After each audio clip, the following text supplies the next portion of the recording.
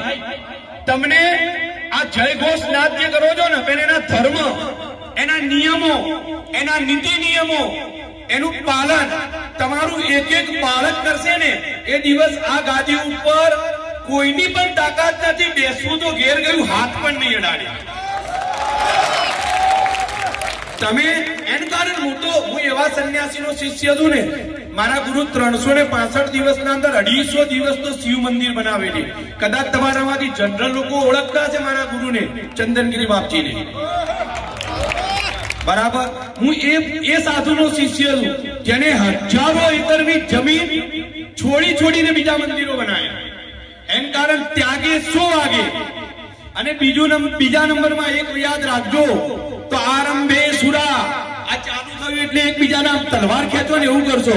રણે બીના અર્ધે જશો ને એટલે 5 બાપુ આગળ છે, બાકી બધા ઘેર. પરસ્પર વિરોધી નામ, અંદર લડશો ને તો કોઈ દિવસ તમારું કલ્યાણ નહીં. એટલે એમાંથી બહાર આવો.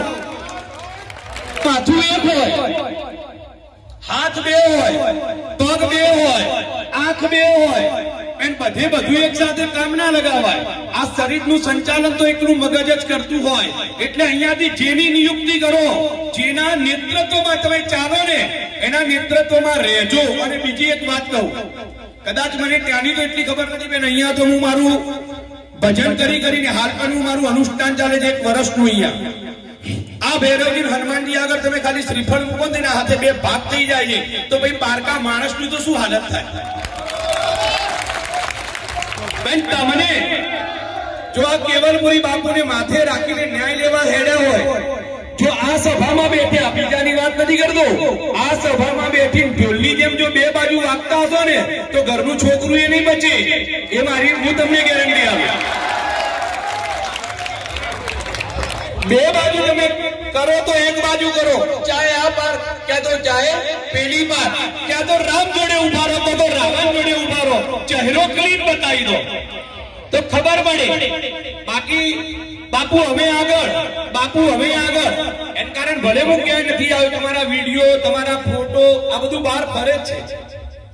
અને તમારા ઘણા બધા ઢોળ વાગે જ છે, કદાચ તમને ખબર નહીં હોય. ભલે અમે અહીંયા બેઠા હોય અમને ખબર છે.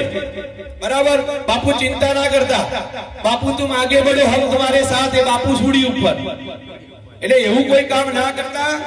એનું કારણ જો તમે ઘોષણા કરી હોય, તમારા હૃદયથી ઘોષણા કરી હોય, બરાબર, તો અમારો મંત બાપુ બનશે.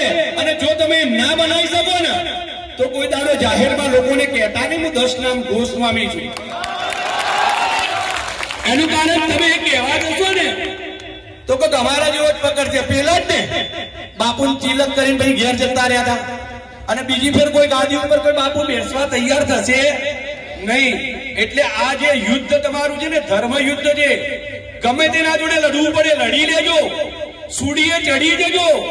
એકવાર આ પાર તો પેલી વાર થઈ જજો. જો ખરેખર ધર્મનું યુદ્ધ હશે ને તો આ ધજાવાળો તમારા જોડે ઉભો હશે તો તમારો વાળ વાટવો નહીં થાય. બોલો શ્રી કેવલપુરી બાપુ કી જય.